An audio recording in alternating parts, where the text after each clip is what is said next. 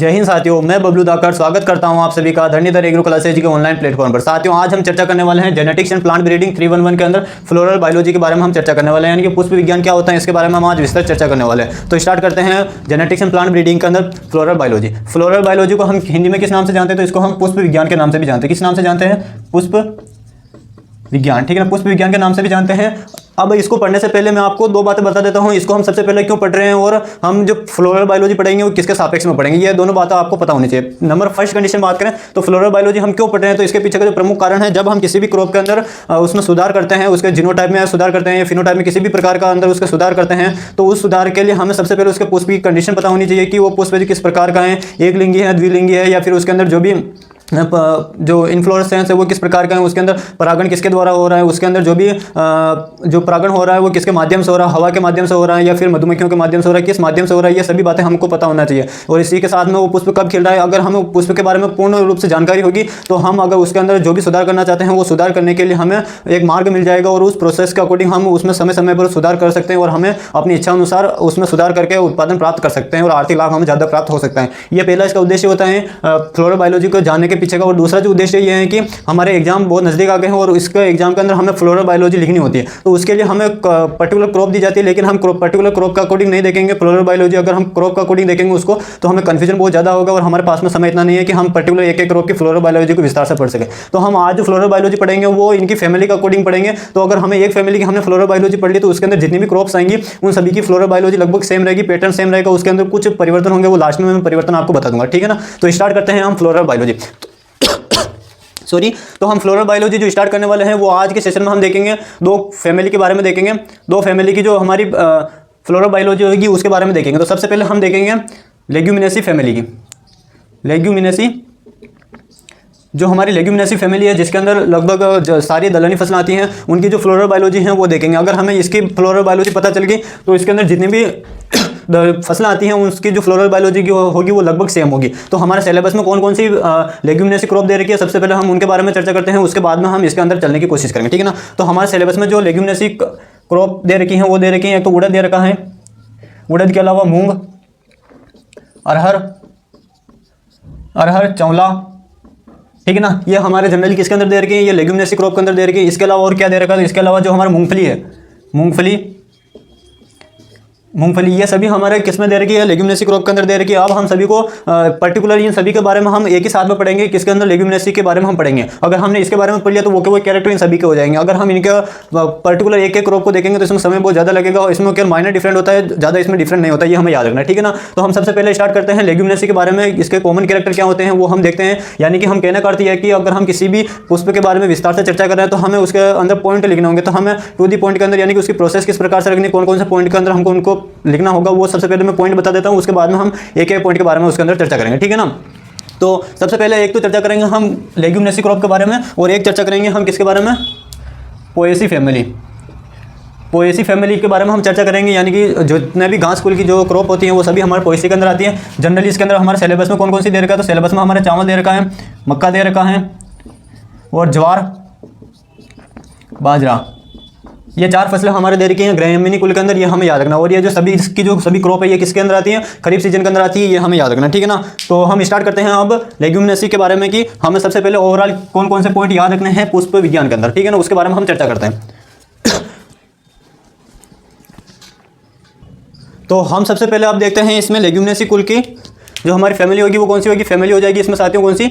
Leguminosae family, ठीक है ना, जिसको मैं शॉर्ट में एल से लिख रहा हूँ। अब इसके अंदर हमें कोई सा भी पुष्प जो होता है, सबसे पहले हमें पुष्प के बारे में कुछ बातें पता होनी चाहिए, 2 से 5 मिनट लगेंगे, उसके बाद में हम पर्टिकुलर पुष्प के बारे में हम चर्चा करेंगे। सबसे पहले हमें पुष्प के बारे में इसके बारे में 4-5 बातें पता होना चाहिए कि पुष्प के अंदर कौन कौन सी संरचना पाई जाती है, ये हमें पता होना चाहिए, ठीक है ना। तो जनरली जो कोई भी पुष्प होता है उस पुष्प के अंदर 2 चीज़ें पाई जाती है, एक तो उसके 2 अंग पाए जाते हैं, एक तो पाया जाता है सहायक अंग और एक पाया जाता है आवश्यक अंग।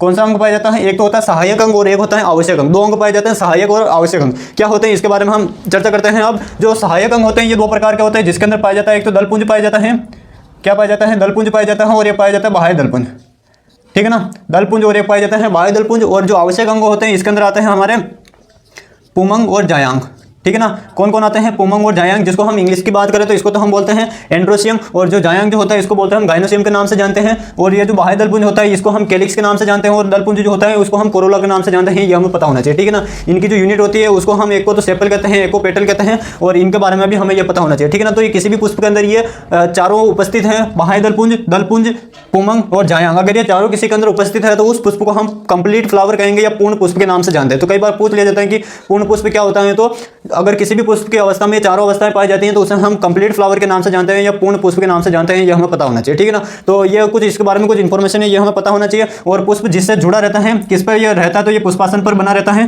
पुष्पासन क्या होता है, जिस पर पुष्प लगता है उसे हम पुष्पासन के नाम से जानते हैं, और जो जिससे ये जुड़ा रहता है उसे हम पुष्प व्रंत के नाम से जानते हैं, पुष्प व्रंत के नाम से जानते हैं। यानी कि अगर शाखा से निकल रहा है और शाखा से वो जो पुष्पासन के बीच, ये पुष्पासन मान लीजिए, और यहाँ से लेकर ये यहाँ की कली है, ठीक है ना, ये यहाँ पर पत्तियां लगी हुई और पत्ती के पास में से ये कक्षस कलिका से अगर कोई पुष्प निकल रहा है तो ये तो हो गया इसका पुष्पासन, और ये वाला हो गया इसका, ये वाला जो पूरा बीचे का भाग होता है ये होता है हमारे पुष्प व्रंत कहलाता है, ये हमें पता होना चाहिए। ठीक है ना। तो ये 4-5 बातें होती है जो पता रखनी है हमको, तभी जाकर हम किसी भी पुष्प के बारे में अच्छी चीजें लिख सकते हैं। ठीक है ना। तो इसका स्क्रीनशॉट लीजिए, उसके बाद में हम पुष्प, हमें फ्लोरल बायोलॉजी के अंदर किन किन बातों का ध्यान रखना है वो मैं आपको लिस्ट बना देता हूँ। ये चीजें हमें उसके मेंशन करनी पड़ेगी, तब जाकर हमारे फ्लोरल बायोलॉजी कंप्लीट होती है। ठीक है ना। तो अब हम देखते हैं किसी भी पुष्प की अगर हमें फ्लोरल बायोलॉजी बनानी है या उसके बारे में हमें पता रखना है तो हमें किस किस सीक्वेंस से होकर गुजरना होगा।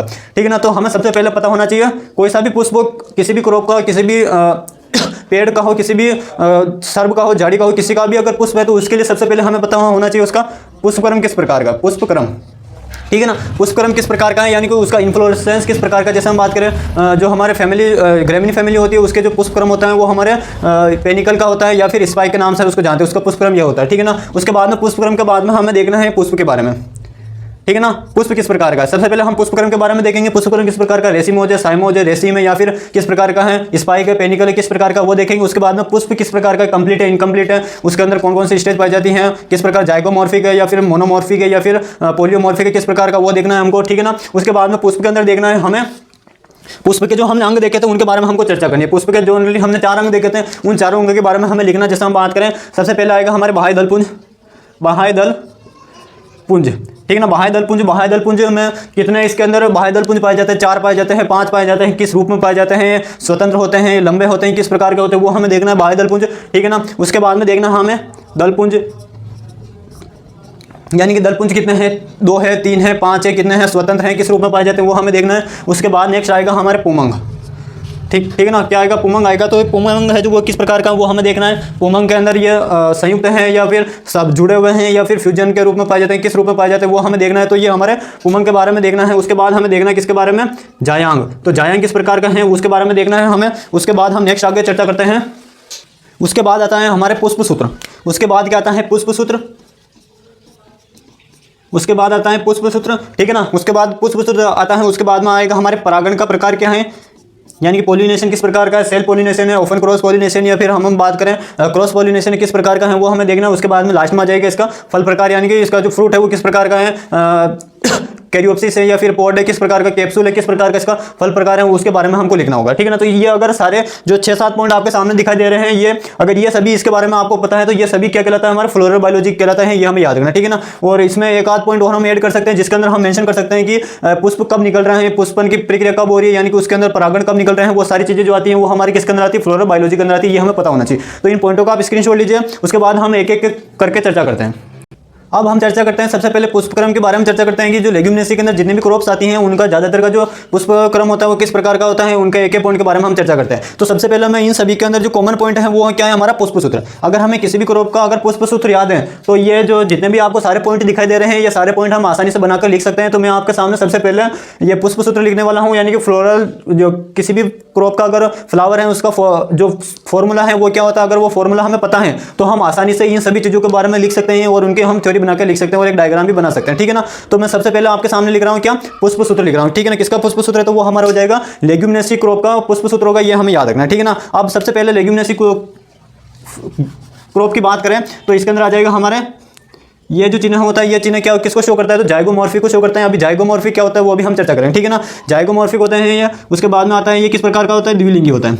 किस प्रकार का होता है, द्विलिंगी होता है। उसके बाद नेक्स्ट आता है जाइगोमॉर्फिक होता है द्विलिंगी K5 जो ये K5 क्या होता है, तो ये जो हमारा K5 जो होता है वो होता है, ये बाह्य दल पुंज होता है, वो होता है 5 होते हैं इसके अंदर बाह्य दल पुंज, 1 + 2 + 2 + A। ये अभी क्या होता है, मैं इनके बारे में आपको विस्तार से बताऊंगा, अभी थोड़ी देर आप पेशेंस बना कर रखिए। और G1, ठीक है ना। ये फॉर्मूला आपको याद रखना, ये जो फॉर्मूला होता है ये किसका फॉर्मूला होता है, लेग्यूमिनेसी क्रॉप का फॉर्मूला होता है, ये हमें याद रखना, ठीक है ना। अब इसमें ये जो आपको दिखाई दे रहा है, ये प्रतिशत का चिन्ह दिखाई दे रहा है, ये क्या होता है, ये चिन्ह क्या होता है, K का अर्थ क्या होता है, C का अर्थ क्या होता है, A का अर्थ क्या होता है और G का अर्थ क्या होता है, ये सभी के बारे में मैं आपको शॉर्ट में बता देता हूँ। उसके बाद में हम जैसे जैसे इनके बारे में पढ़ेंगे ऑटोमेटिक आपको पता चल जाएगा कि इन सबका अर्थ क्या होता है। और ये जो आपको नंबर दिखाई दे रहे हैं, कहीं पे 1 दिखाई दे रहा है, कहीं पे 5 दिखाई दे रहा है, कहीं पे 9, कहीं पे 10 और कहीं पे 1, ये सब क्या होता है, ये सब आपको ऑटोमेटिक पता चल जाएगा, ठीक है ना। सबसे पहले आप इधर ध्यान देना, ये जो आपको प्रतिशत का जो चिन्ह दिखाई दे रहा है, कोई भी मान लीजिए यहाँ पर मैं एक पुष्प बना रहा हूँ, ये मान लीजिए पुष्प है, ठीक है ना। ये मान लीजिए एक पुष्प है और ये इसकी यहाँ से कलिका निकली हुई है, ठीक है ना, ये इस प्रकार से जुड़ा हुआ है। तो जाइगोमॉर्फिक कंडीशन किसे कहते हैं, जब कोई भी पुष्प होता है वो पुष्प बराबर भागों में कट जाता है। अगर हम कोई भी पुष्प है उसको कहीं से भी काटेंगे, चाहे ऊपर से काटो, नीचे से, दाएं बाएं, कहीं से भी काटो, अगर वो बराबर भागों में कट जाता है, उस कंडीशन को हम जाइगोमॉर्फिक कंडीशन कहते हैं। जैसा अब ये पुष्प है, इस पुष्प को अगर मैं इस प्रकार से काटूंगा तो भी ये 2 भागों बराबर भागों में कट रहा है, यानी कि 2 बराबर भागों में अगर कोई पुष्प कट जाता है तो वो हमारे जाइगोमॉर्फिक कहलाता है। और ये हम कैसे पता चलता है हमें कि पुष्प 2 बराबर भागों में कटा कि नहीं कटा, तो हम उसको आईने में देखते हैं, कांच के अंदर देखते हैं, तो हमें पता चल जाता है। मैं अगर तिरछा काटूंगा तो भी 2 भागों में कट जाएगा, ये इस प्रकार से काटूंगा तो भी 2 भागों में कट जाएगा, इस प्रकार से काटूंगा सॉरी बीच में से तो भी ये 2 भागों में कट जाएगा, और ऊपर से इस प्रकार से काटूंगा तो भी ये 2 भागों में कट जाएगा। अगर हम पुष्प को किसी भी प्रकार से काटें, वो अगर वो 2 भागों में कट जाता है, किसी भी साइड से काटने पर 2 भागों में कट जाता है, तो उसे हम क्या कहते हैं, जाइगोमॉर्फिक कहते हैं। क्या कहते हैं, जाइगोमॉर्फिक कहते हैं। और जो जाइगोमॉर्फिक का जो प्रतीक चिन्ह होता है वो क्या होता है, प्रतिशत वाला होता है। क्या होता है, प्रतिशत वाला होता है, ये हमें पता होना चाहिए। जो मैं आपको टर्म लिखा रहा हूँ ये नोट कर लेना, आप एग्जाम में हो सकता है न्यू टाइप के अंदर प्रश्न पूछे जाएगी जाइगोमॉर्फिक कंडीशन क्या होता है। तो किस पुष्प को अगर 2 बराबर भागों में कट जाता है तो उसे हम जाइगोमॉर्फिक कंडीशन कहते हैं। और उसका जो प्रतीक चिन्ह होता है वो क्या होता है, यहाँ पर प्रतिशत का जो चिन्ह होता है वो जाइगोमॉर्फिक का प्रतीक चिन्ह होता है, ठीक है ना। और ये वाला क्या होता है, तो ये वाला जो आपको चिन्ह दिखाई दे रहा है, ये वाला, ये किसी भी पुष्प का क्या करता है, द्विलिंगी अवस्था को शो करता है। द्विलिंगी किसे कहते हैं, तो पुष्प की वह अवस्था या फिर पौधे की वह अवस्था जिसके अंदर नर और मादा भाग दोनों एक ही पुष्प पर उपस्थित होते हैं, उसे हम द्विलिंगी कहते हैं। तो द्विलिंगी का एक प्रतीक चिन्ह होता है।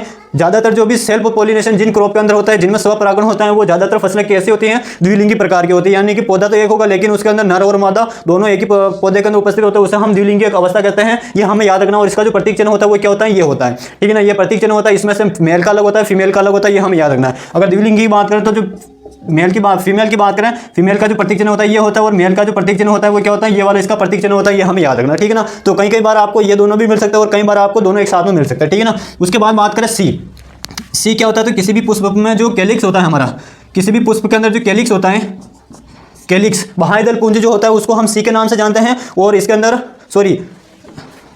जो ये के होता है, जो के है ये के क्या कहलाता है, हमारे कैलिक्स कहलाता है। यानी कि बाह्य दल पुंज जो होता है वो क्या कहलाता है, कैलिक्स कहलाता है, ये हमें याद रखना। अब वो कैलिक्स की संख्या कितनी है उसको हम यहाँ पर कोष्टक में ऐसे लिख देते हैं, तो वो हमारी यहाँ पर संख्या को दर्शाता है। उसके बाद में सी की बात करें तो सी क्या होता है, तो कोरोला होता है। क्या होता है, कोरोला, यानी कि दलपुंज कितने हैं वो हमारे क्या कहलाता है, दलपुंज, जिसको हम सी के नाम से जानते हैं, ठीक है ना। ऐसे क्या होता है, एंड्रोसियम का अर्थ होता है पुंमंग, यानी कि जो नर भाग होता है उसको हम पुंमंग कहते हैं, या फिर हम उसको पुंकेसर के नाम से जानते हैं, ठीक है ना। तो उसको इंग्लिश में एंड्रोसियम लिखा जाता है, तो यहाँ पर एंड्रोसियम पुंमंग को दर्शाता है, यानी कि नर भाग को दर्शाता है। और ये जो जी है ये किसको दर्शाता है, हमारी ये जो जी होता है ये हमारे जायांग को दर्शाता है, या फिर हम कह सकते हैं इसको हम इंग्लिश में हम इसको गायनोस एंड्रोसियम हो जाएगा, और गाइनोसियम के नाम से इसको जानते हैं। जो जी होता है इसको हम गाइनोसियम कहते हैं, तो इसको इसीलिए इसको यहाँ पर जी लिखा जाता है। वो कितनी संख्या में है वो हम यहाँ पर लिख लेते हैं, ठीक है ना। तो उम्मीद है अब आपको जो पुष्प सूत्र हैं उसके अंदर जो भी प्रतीक चिन्ह दिखाई दे रहे हैं वो आपको समझ में आ गया होगा। अब हम इनकी एक एक संख्या देख लेते हैं कि जो ये कैलिक्स होता है वो कितने होते हैं, कोरोला कितना होता है, एंड्रोसियम कितना होता है और गाइनोसियम ये कितना होता है, ये पता चल गया। अब हम एक एक चर्चा करते हैं। सबसे पहले पुष्पक्रम की चर्चा करते हैं, किसके अंदर,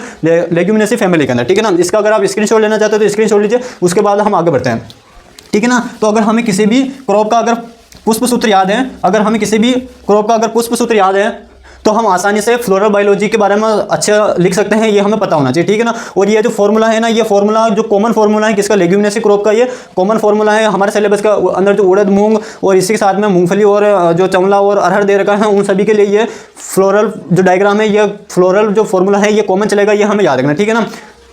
तो अब आता है हमारे पुष्पक्रम की बात करें तो इनका जो पुष्पक्रम होता है वो किस प्रकार का होता है, तो इनका जो पुष्पक्रम होता है वो रेसिमोज टाइप का होता है, ठीक है ना। किस प्रकार का होता है, रेसिमोज टाइप का होता है, ये हमें याद रखना। रेसिमोज क्या होता है कोई नहीं पूछता, केवल यही पूछा जाता है कि उड़द मूंग का जो पुष्पक्रम होता है किस प्रकार का होता है, रेसिमोज होता है, ये हमें याद रखना, ठीक है ना। अब हम बात करते हैं पुष्प की बात करें, यानी कि जो लेग्यूमिनेसी का अगर कोई भी क्रॉप की बात करें, जैसे मूंगफली के जो पुष्प होते हैं वो पीले रंग के होते हैं। अब वो पीले रंग का तो होता है, लेकिन वो किस प्रकार का पुष्प है, तो हम बात करें किस प्रकार का पुष्प हो जाएगा, तो ये हो जाएगा पूर्ण पुष्प। किस प्रकार का हो जाएगा, पूर्ण पुष्प, यानी कि उसके अंदर पूर्ण पुष्प किसे कहते हैं, ऐसा पुष्प जिसके अंदर चारों के चारों जो अंग पाए जाते हैं, जिसमें हमारे बाह्य दल और पुमंग और जायंग आ जाते हैं, ऐसे को हम पूर्ण पुष्प कहते हैं। पूर्ण पुष्प जाइगोमॉर्फिक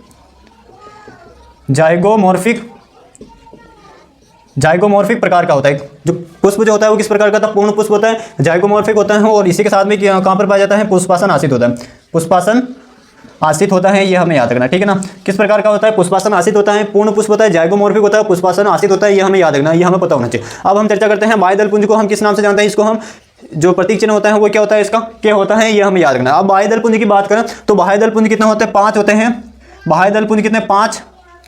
बाह्य पुंज 5, या इसी को हम क्या कहते हैं, सेपल कहते हैं। क्या कहते हैं, सेपल। बाह्य पुंज को जो इकाई होती है उसको किस नाम से जाना जाता है, सेपल। हाँ, इनकी हर एक की इकाई होती है, यूनिट होती है। तो जो कैलिक्स होता है, कैलिक्स की जो यूनिट होती है, इकाई होती है, उसको क्या कहा जाता है, सेपल कहा जाता है। तो हम इसको क्या लिख सकते हैं, या तो 5 बाह्य लिख सकते हैं या फिर 5 सेपल लिख सकते हैं, ठीक है ना। तो 5 सेपल। अब ये जो 5 सेपल होते हैं किस प्रकार के पाए जाते हैं, ये स्वतंत्र होते हैं। 5 सेपल, और ये किस प्रकार के होते हैं, स्वतंत्र होते हैं।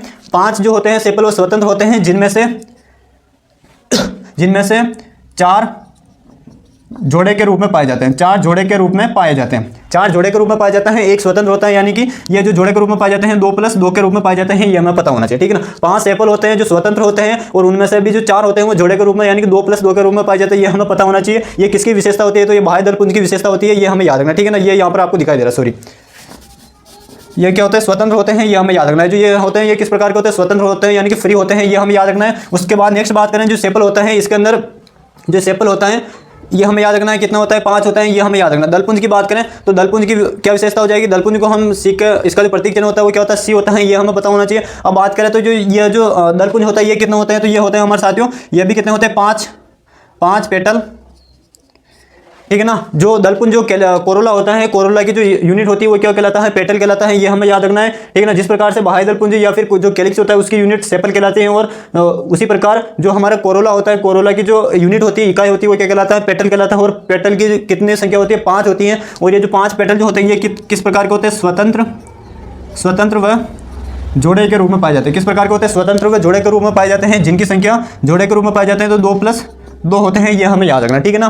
2+2 के रूप में पाए जाते हैं, ये हमें याद रखना। यानी कि इस डायग्राम में ये जो फॉर्मूला लिखा हुआ है इसमें आपको दिखाई दे रहा होगा, एक तो स्वतंत्र है, ये भी स्वतंत्र है, ये 3 के रूप में स्वतंत्र रूप में पाए जाते हैं, जिनमें से 2 जोड़े के रूप में पाए जाते हैं, 2+2 के रूप में पाए जाते हैं, ये हमें याद रखना है। और जो लास्ट वाला जो होता है, लास्ट वाला जो 2 होता है, ये किस रूप में पाया जाता है, ये संयुक्त अवस्था में पाया जाता है।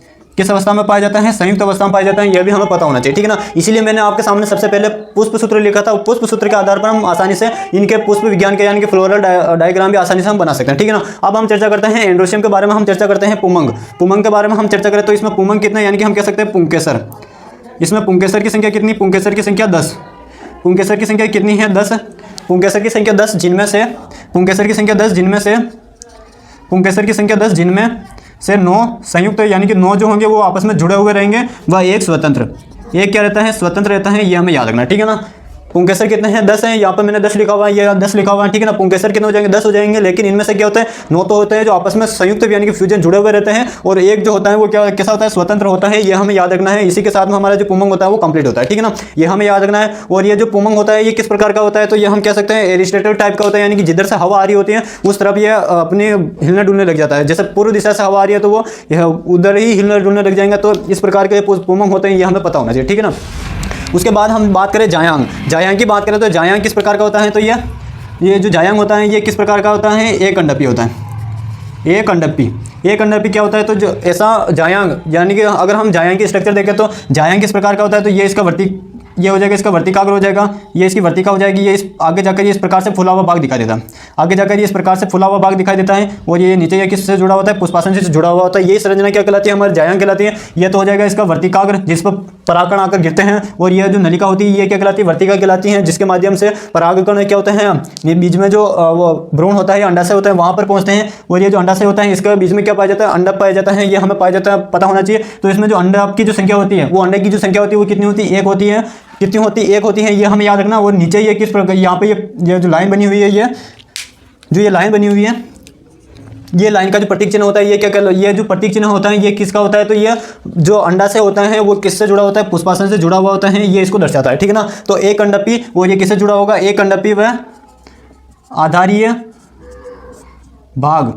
भाग पुष्पासन से जुड़ा हुआ है, पुष्पासन से जुड़ा है, ठीक है ना। ये होता है हमारे पूरा का पूरा फ्लोरल बायोलॉजी। उम्मीद आप सभी को अच्छे से समझ में आया होगा। एक बार सभी इधर ध्यान देना, अगर पुष्प सूत्र हमें पता है तो पुष्प सूत्र के आधार पर हम आसानी से किसी भी पुष्प की फ्लोरल बायोलॉजी बना सकते हैं, ठीक है ना। तो सबसे पहले ये वाला किसको दर्शाता है, ये किसको दर्शाता है, जाइगोमॉर्फिक को दर्शाता है। तो जो पुष्प है वो किस प्रकार का कंप्लीट फ्लावर है और जाइगोमॉर्फिक है और पुष्पासन आश्रित होता है, पुष्प के ऊपर आश्रित होता है, ठीक है ना। उसके बाद नेक्स्ट बात करें बाह्य दलपुंज की, तो इसमें कितने होते हैं, 5 सेपल होते हैं और ये किस प्रकार के होते हैं, स्वतंत्र होते हैं, ये हमें याद रखना है। उसके बाद आता है दलपुंज, दलपुंज कितने होते हैं, 5, यानी पेटल। ये पेटल क्या होता है, तो जो कैलिक्स होता है उसकी जो यूनिट होती है उसको हम क्या कहते हैं, पेटल कहते हैं, ये हमें याद रखना है। अगर आप पेटल की जगह 5 दलपुंज लिखोगे तो भी चल जाएगा, कोई दिक्कत नहीं है। 5 दलपुंज होते हैं जिनमें से पांचों में किससे, ये पांचों की वजह होते हैं स्वतंत्र होते हैं। आप सभी को ये अलग अलग दिखाई दे रहे हैं, स्वतंत्र होते हैं और जोड़े के रूप में पाए जाते हैं, जिसमें से 2+2 के रूप में पाया जाता है। और जो लास्ट वाला जो होता है ये किस प्रकार का होता है, संयुक्त होता है, यानी कि आपस में जुड़े हुए रहते हैं, इसको हम कंप्लीट पता नहीं कर पाते, ठीक है ना। उसके बाद नेक्स्ट आता है पुमन की बात करें, पुमन कितने होते हैं, यहाँ पर आपको 10 दिखाई दे रहे हैं, यानी कि ये पुंकेसरों की संख्या कितनी 10 होती है,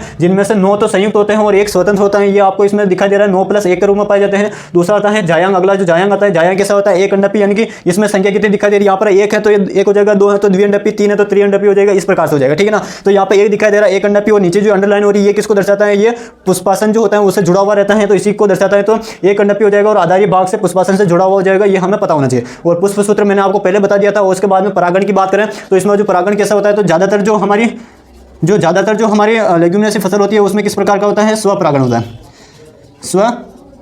स्वपरागण होता है, ये हमें याद रखना। और इनका जो फल प्रकार होता है वो पोड होता है, और पोड के अंदर जो दाने की संख्या पाई जाती है वो 2 से लेकर 9 तक पाई जाती है, ये हमें पता होना चाहिए, ठीक है ना। इसी के साथ में हमारे फ्लोरल बायोलॉजी कंप्लीट होती है, ये हमें फ्लोरल बायोलॉजी के अंदर उसके अंदर लिख के आना है। तो अगर आप ये अच्छा लगा हो तो फटाफट से इसका स्क्रीनशॉट लीजिए, उसके बाद में हम आगे बढ़ते हैं, ठीक है ना। अब इसमें हम थोड़ा और मैं आपको बता देता हूँ इसमें और हम एडिशनल चीज़ें क्या लिखनी होती है। हमें एडिशनल चीज़ों की बात करें, सबसे पहले हमें लिखना होगा, जैसे वहाँ पर क्वेश्चन आ गया, इसमें तो मैंने आपको बताया कंप्लीट लेग्यूमिनेसी क्रॉप के अंदर हमें किस प्रकार से बनाना वो मैंने बताया। मान लीजिए वहां पर प्रश्न आ गया मूंगफली का आ गया, किसका आ गया, मूंगफली का आ गया। मूंगफली का ओरिजिन, मूंगफली का अगर प्रश्न आता है तो बड़े में आएगा तो किस प्रकार से आएगा, मूंगफली का उत्पत्ति स्थल, इसका सामान्य वितरण, और इसका मूंगफली का प्रश्न आएगा तो उसमें आएगा मूंगफली का उत्पत्ति स्थल लिखिए। इसी के साथ में मूंगफली का वर्गीकरण, और इसी के साथ में आएगा उसमें इसका वनस्पति विवरण, और एक आएगा इसका फ्लोरल बायोलॉजी के विस्तार से वर्णन कीजिए, ये आएगा। तो उसके अंदर उत्पत्ति स्थल आप लिख लोगे, उसका सामान्य विवरण आप लिख लोगे, उसका वनस्पति विवरण आप लिख लोगे।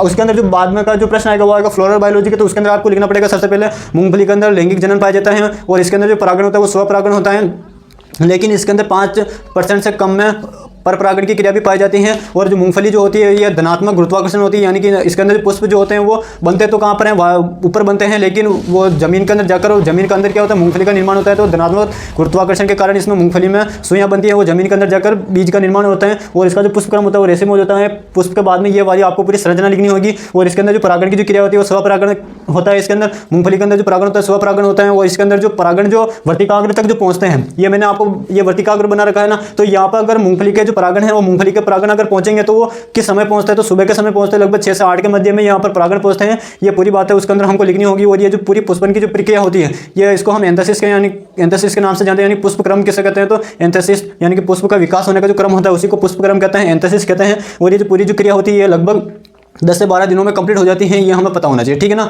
तो ये आपको याद रखना है कब क्या क्या हो रहा है। थोड़ा बहुत आप जेड के अंदर भी, जेड ICR के अंदर भी आप पढ़ के आए होगा, क्योंकि कंपटीशन एग्जाम फाइट करके हम कॉलेज के अंदर पहुंचे हैं, तो थोड़ा बहुत आपको पता होगा परागण किस प्रकार का होता है, पुष्पक्रम क्या होता है, फल प्रकार क्या होता है, वो सभी आपको मैकेनिज्म पता होगा। हमें केवल ये 4-5 चीज़ों की मेन बातें पता होनी चाहिए। अगर हमें पुष्प सूत्र पता है तो हम आसानी से किसी भी क्रॉप का हम फ्लोरल बायोलॉजी आसानी से लिख सकते हैं, ये हमें ध्यान रखना, ठीक है ना। उम्मीद आप सभी को अच्छा लगा होगा ये सेशन, तो इसका फटाफट से स्क्रीनशॉट लीजिए। उसके बाद में हम दूसरा जो फैमिली है उसके बारे में हम चर्चा करते हैं, ग्रेमिनी फैमिली के बारे में हम चर्चा करते हैं। तो फटाफट से इसका स्क्रीनशॉट लीजिए, उसके बाद हम आगे बढ़ते हैं। तो साथियों अब हम चर्चा करते हैं अगला जो हमारी फैमिली है वो कौन सी फैमिली है। तो अगली जो हमारी फैमिली हो जाएगी वो हो जाएगी यहाँ पर हमारे लेग्यूमिनेसी। सो लेग्यूमिनेसी के बारे में हमने पढ़ा। अगली जो फैमिली होगी वो हो जाएगी हमारे ग्रेमिनी फैमिली हो जाएगी। ग्रेमिनी फैमिली के अंदर हमारे कौन कौन सी क्रॉप दे रखी है हमारे सिलेबस में, तो हमारे सिलेबस में दे रखा है चावल के बारे में दे रखा है, मक्का के बारे में दे रखा है, और इसी के साथ में ज्वार और बाजरा, यानी कि हम कह सकते हैं जो हमारे लगभग खरीफ सीजन की जितनी भी फसलें हैं वो सारी हमारे क्रॉप इंप्रूवमेंट के अंदर दे रखी है, ये हमें पता होना चाहिए। और क्रॉप इंप्रूवमेंट क्यों करते हैं वो मैंने आपको पहले बता दिया था स्टार्टिंग में, जब हमने सेशन स्टार्ट किया था तब मैंने आपको बता दिया था। अब हम चर्चा करते हैं ग्रेमिनी जो फैमिली होती है उसके अंदर जो भी फ्लोरल बायोलॉजी होती है, कॉमन फ्लोरल बायोलॉजी होती है, वो हम देखने वाले हैं। और इसका जो पुष्प सूत्र है वो आपके सामने लिखा हुआ है, ये इसका पुष्प सूत्र होता है, वो मैं आपको बता देता हूँ। इससे पहले हमने जो लेग्यूमिनेसी के बारे में चर्चा की थी उसके अंदर हमने देखा था जो पुष्प सूत्र था, वो मैं आपको एक बार फिर से रिवीजन करवा देता हूँ। उसके अंदर जाइगोमॉर्फिक कंडीशन थी, उसके बाद में वो किस प्रकार का था, द्विलिंगी था, जो पुष्प था वो कंप्लीट फ्लावर था, द्विलिंगी था, ये हमें याद होना चाहिए। उसके बाद में हमने देखा था जो उसके अंदर जो K5 था, यानी कि वो जो हमारे कैलिक्स था वो 5 थे। उसके बाद में आता है कोरोला, उसकी संख्या भी 5 थी। जो स्वतंत्र थे वो लास्ट वाला था जो आपस में जुड़ा हुआ था। उसके बाद में एंडोसियम आता है, एंडोसियम थे जो यानी पोमंग थे जो 10 थे, जिनमें से 9 जुड़े हुए थे और 1 स्वतंत्र था। और लास्ट में हमारे जायांग आता है, यानी कि ये हमारे स्त्री केसर आता है जो उसकी संख्या 1 थी, यानी कि 1 अंडपी था और वो आपस में आधारी भाग से जुड़ा हुआ था। इसी को हम पूरा पुष्प सूत्र के नाम से जानते हैं, ठीक है ना। अब इसके कंडीशन की बात करें, इसके अंदर जो ये स्टार्टिंग में आपको ये BR और BRL दिखाई दे रहा है, ये क्या होता है? तो BR को हम ब्रेक्टियल के नाम से जानते हैं और BRL को, अगर BR कहां पर लिखेंगे, ब्रेक्टियल एक कंडीशन होती है फ्लावर की, अगर किसी के अंदर ब्रेक्टियल उपस्थित है तब तो हम क्या लिखेंगे, BR लिखेंगे। और कहीं पर अगर ब्रेक्टियल अनुपस्थित है तो उस कंडीशन में हम BRL लिखेंगे, ठीक है ना। तो कुछ इसकी ऐसी फसलें होती है जिसके अंदर उपस्थित भी होता है और अनुपस्थित भी होता है, तो ये दोनों हमें याद रखना है क्योंकि हमें कॉमन हम फ्लावर का फॉर्मूला बना रहे हैं, ठीक है ना। उसके बाद में ये जो तीनों आपको प्रतीक चिन्ह दिखाई दे रहे हैं, ये किसके होते हैं? तो ये मेल और फीमेल के होते हैं। अगर किसी में मेल उपस्थित है तो उसके अंदर हम अलग काम में लेंगे, अगर जिसके अंदर फीमेल उपस्थित है उसके अंदर हम अलग काम में लेंगे। और अगर कोई द्विलिंगी है यानी कि हम कह सकते हैं बाइसेक्सुअल है तो उसके अंदर हम ये वाली कंडीशन काम में लेंगे, ये हम याद रखना है। और P2 और P3 क्या होता है? तो P2 और P3 का होता है पेरियंथ। P से क्या होता है? P से होता है पेरियंथ, ठीक है ना, पेरियंथ, ठीक है ना। तो पेरियंथ की डेफिनेशन भी पूछी जा सकती है, तो पेरियंथ की डेफिनेशन में आपको बता देता हूँ। पेरियंथ किसे कहते हैं? तो जब जो हमारा सेपल व पेटल, जो हमारा सेपल और पेटल जो होता है ये क्या होता है? तो ये इसको हम सहायक अंग के नाम से जानते हैं। यानी कि सेपल क्या होता है? तो जो बाह्य दलपुंज होता है उसको हम सेपल कहते हैं, और पेटल क्या होता है? तो जो दलपुंज होता है और उसकी जो इकाई होती है वो क्या कहलाती है? हमारे पेटल कहलाती है। जब सेपल और पेटल यानी कि बाह्य दलपुंज और दलपुंज में अगर हम दोनों आपस में इस प्रकार से जुड़े हुए होते हैं और उनमें किसी प्रकार का अगर विभेदन हम नहीं कर पाते हैं तो उसे हम संयुक्त रूप से क्या कहते हैं? दोनों को संयुक्त रूप से हम टेपल कहते हैं, ठीक है ना। ये तीनों टर्म इंपॉर्टेंट है, टेपल, सेपल और पेटल क्या होता है। तो सभी ध्यान से सुना। सेपल क्या होता है? तो जो बाह्य दलपुंज जो होती है उसकी इकाई क्या कहलाती है? सेपल। दलपुंज की इकाई पेटल कहलाती है। और जब ये दोनों आपस में मिल जाते हैं, यानी कि कोई भी फ्लावर मान लीजिए ये फ्लावर है, ठीक है ना, ये एक पुष्प है, ये मान लीजिए इसमें ये आपस में इस प्रकार से जुड़े हुए, अगर एक कंडीशन में है ये, अगर पुष्प है, पुष्प में से हमने एक कलिका निकाली, ये वाली कलिका निकाली और इस कलिका के अंदर हमने इन सभी को देखा, तो बाह्य दलपुंज को देखा सेपल मिला, हमको दलपुंज को देखा तो टेपल मिला। और ये इन दोनों में हम विभेदन नहीं कर सकते हैं कि कौन सा बाह्य दलपुंज है कौन सा दलपुंज है, यानी कि हो सकता है वो दोनों का कलर सेम हो, उस कंडीशन में भी हो सकता है दोनों का आकार सेम हो तो उसमें भी नहीं हम विभेद कर सकते। तो अगर ऐसी कंडीशन है तो ऐसी कंडीशन को हम क्या कहते हैं? टेपल कहते हैं। क्या कहते हैं? टेपल कहते हैं। यानी कि जब एक पुष्प की कलिका के अंदर सेपल और पेटल में हम विभेद नहीं कर पाते हैं तो उस कंडीशन को हम क्या कहते हैं? टेपल कहते हैं। और अगर पूरे पुष्प में हम विभेद नहीं कर पाते हैं तो उसे हम पेरियंथ कहते हैं। उसे हम क्या कहते हैं? पेरियंथ कहते हैं। क्या कहते हैं? पेरियंथ कहते हैं। उम्मीद है अब आपको समझ में आ गया होगा कि पेरियंथ किसे कहते हैं। तो अगर पूरे पुष्प में हम सेपल और पेटल में पूरा विभेद नहीं कर पाते हैं तो उसे तो हम क्या कहते हैं? पेरियंथ कहते हैं। अगर पुष्प में पूरा पुष्प है, उस पुष्प में से केवल एक कलिका की बात करें, एक कलिका में हम सेपल और पेटल में विभेद नहीं कर पा रहे हैं तो उसे हम क्या कहेंगे? टेपल कहेंगे। ये हम याद होना चाहिए। अब टेपल के अंदर दो कंडीशन आती है, एक आता है सेपल और एक आता है पेटल। सेपल किसे कहते हैं? तो बाह्य दलपुंज या फिर हम कह सकते हैं जो कैलिक्स होता है उसकी जो इकाई होती है वो सेपल कहलाती है। और जो कोरोला होता है या दलपुंज जो होता है वो क्या कहलाता है? उसकी जो यूनिट होती है वो हमारे पेटल कहलाता है। ये हमें याद होना चाहिए। और ये दोनों क्या करते हैं? तो ये दोनों क्या करते हैं? कीटों को आकर्षित करते हैं। कीटों को आकर्षित करने का कार्य इनका होता है। कीटों को अपनी ओर आकर्षित करेंगे, किसके लिए? परागण के लिए। ये हमें याद होना चाहिए क्योंकि सेपल और पेटल किस प्रकार के होते हैं? कलरफुल होते हैं, यानी कि इसके अंदर अलग अलग रंग बिरंगे जो पंखुड़ियाँ होती है। आपने कोई से भी क्रॉप के अंदर जो अगर पुष्प देखेंगे उन पुष्पों का जो अलग अलग कलर होता है, जैसे मूंगफली के जो पुष्प होते हैं वो पीले कलर के होते हैं, तो वो उसके अंदर जो पीलापन लिए हुए हैं वो कौन होंगे? हमारे सेपल और पेटल होंगे, यानी कि बाह्य दलपुंज और दलपुंज होते हैं। ये हमें याद रखना, ठीक है ना। बहुत सारे पुष्पों के अंदर की जो केवल कलरफुल जो पार्ट होता है वो केवल बाह्य दल होता है और दल होता है, किसी में दल होता है, ये हमें याद रखना। और बाह्य दल का जो प्रमुख कार्य होता है वो होता है जो पुष्प उसकी सुरक्षा प्रदान करने का, ये उसका प्रमुख कार्य होता है। तो पेरियंथ क्या होता है ये मैंने बता दिया। टेपल क्या होता है? सेपल, पेटल, ये चारों टर्म इंपॉर्टेंट है, ये आपको याद होना चाहिए। स्क्रीनशॉट लीजिए, उसके बाद हम आगे बढ़ते हैं, ठीक है ना।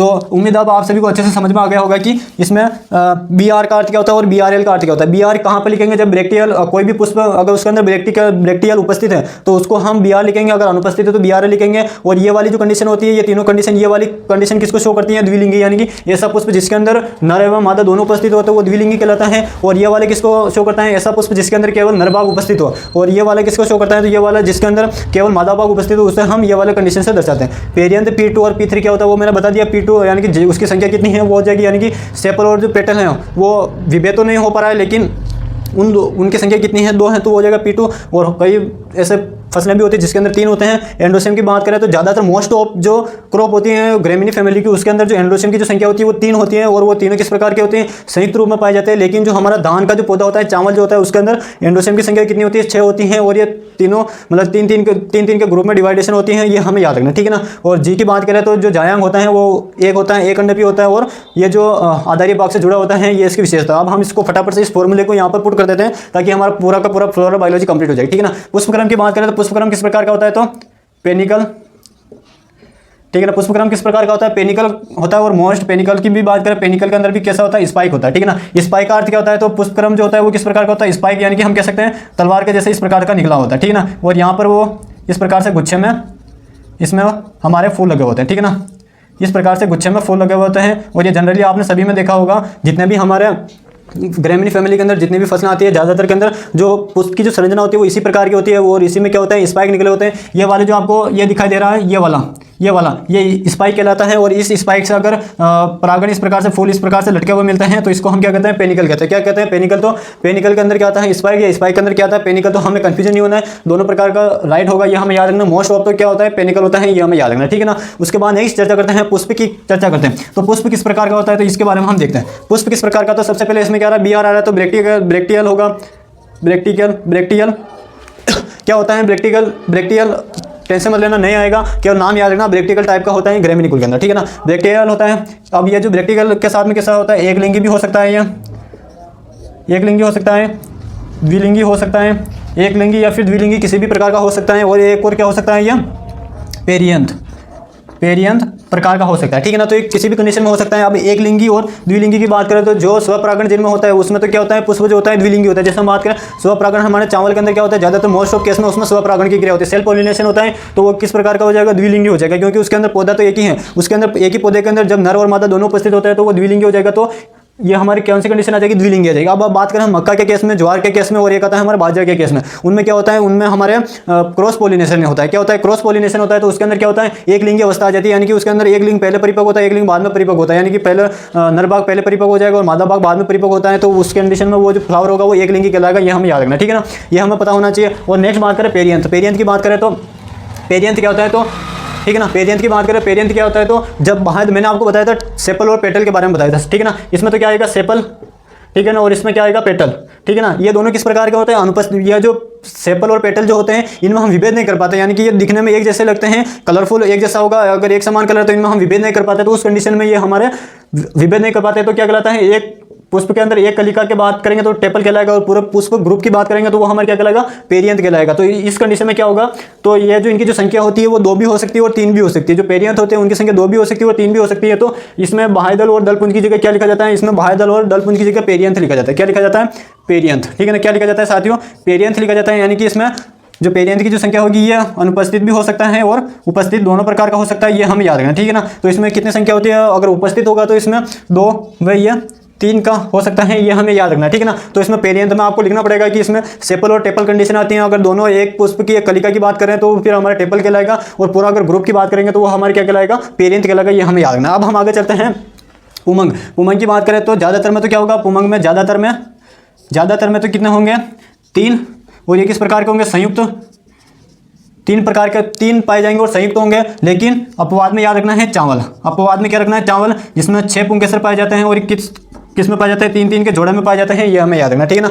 चावल होता है, चावल में 6 पुंकेसर पाए जाते हैं और ये किसमें होते हैं, 3 + 3 के रूप में पाए जाते हैं, ये हमें याद रखना है। उसके बाद नेक्स्ट बात करें जायांग की बात करें तो जायांग कैसा होता है, एक अंडपी होता है। किस प्रकार का होता है, एक अंडपी होता है, ये हमें पता होना चाहिए, ठीक है ना। एक अंडपी होता है और ये किस प्रकार का होता है, एक अंडपी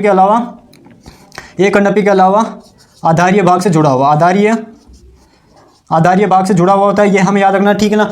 पुष्पसूत्र आपके सामने लिखा हुआ है। उसके बाद में आता है परागण की बात करें तो चावल के अंदर तो किस प्रकार का होता है, चावल के अंदर तो होता है ये स्वपरागण, ठीक है ना। 95% सेल्फ पोलिनेशन होता है, 5% इसके अंदर क्रॉस पोलिनेशन होता है, ये हमें याद रखना है, ठीक है। उसके बाद में चावल का हो गया। मक्का की बात करें तो इसमें क्रॉस पोलिनेशन होता है प्रोटो एंट्री के कारण। ज्वार की बात करें तो ज्वार में जो होता है वो ओपन क्रॉस पोलिनेशन होता है। ओपन क्रॉस पोलिनेशन क्या होता है, तो ऐसा परागण का प्रकार जिसके अंदर 5 से लेकर 25% तक पर परागण होता है, उसे हम ओपन क्रॉस पोलिनेशन कहते हैं, ये हमें याद होना चाहिए। बाजरा में किस प्रकार का होता है, तो क्रॉस पोलिनेशन होता है और प्रोटोगाइनी की वजह से होता है, ठीक है ना। प्रोटोगाइनी प्रोटो एंट्री क्या होता है, तो प्रोटो एंट्री में क्या होता है, फीमेल पार्ट पहले परिपक्व हो जाता है तो उसे हम प्रोटोगाइनी कहते हैं। और प्रोटो एंट्री क्या होता है, तो जिसमें मेल पार्ट पहले परिपक्व हो जाता है उसे हम प्रोटो एंट्री के नाम से जानते हैं। इन दोनों को शॉर्ट में हम डाइकोगेमी के नाम से जानते हैं। किस नाम से जानते हैं, डाइकोगेमी। डाइकोगेमी क्या होता है, तो डाइकोगेमी 2 प्रकार का होता है। जब जो भी जननांग होते हैं वो परिपक्वता के आधार पर उनको 2 भागों में बांटा जाता है, एक तो प्रोटो एंट्री और एक होता है प्रोटोगाइनी, ठीक है ना। प्रोटो एंट्री में हमारे कौन आता है, एक तो आता है हमारे मक्का आता है, ये हमें याद रखना। एक आता है हमारे सूरजमुखी आता है, ठीक है ना। इसी के अलावा प्रोटोगाइनी की बात करें तो प्रोटोगाइनी में हमारे एक तो आता है बाजरा आता है और एक आता है अरंडी, ठीक है ना। अरंडी आता है, ये हमें याद रखना है। और अरंडी भी हमारे सिलेबस में दे रखा है तो उसके बारे में भी हमको पढ़ना है, ठीक है ना। उम्मीद आप सभी को समझ में आ गया होगा। अब इसका मैं आपको मैकेनिज्म समझा देता हूँ। मैकेनिज्म के अंदर इंपॉर्टेंट है, चावल का आ सकता है या फिर मक्का का आ सकता है, ठीक है ना। प्रश्न वही रहेगा, या तो शॉर्ट में आ जाएगा प्रश्न मक्का का पुष्प या फ्लोरल बायोलॉजी के बारे में विस्तार से लिखिए, या तो इस प्रकार से प्रश्न आ सकता है, या फिर आ सकता है मक्का के अंदर निम्न बिंदुओं पर विवेचना कीजिए, जिसमें उसका उत्पत्ति से देगा सामान्य विवरण लिखिए, कृषि जनजातियाँ लिखिए। उसके बाद में आ जाएगा फ्लोरल बायोलॉजी लिखिए, इसके ब्रीडिंग के मेथड कौन कौन से वो लिखिए, और इसके ऑब्जेक्टिव कौन कौन से हैं वो लिखिए, ये हमें पता होना चाहिए, ठीक है ना। तो इसमें जो मेन इंपॉर्टेंट है वो फ्लोरल बायोलॉजी, बाकी सब आप कर लोगे, ठीक है ना। तो इसी में फिर नेक्स्ट आता है ग्रेमिनी कुल के अंदर कौन सा इंपॉर्टेंट है, एक तो चावल इंपॉर्टेंट है और एक मक्का इंपॉर्टेंट, सॉरी हाँ मक्का इंपॉर्टेंट है, ठीक है ना।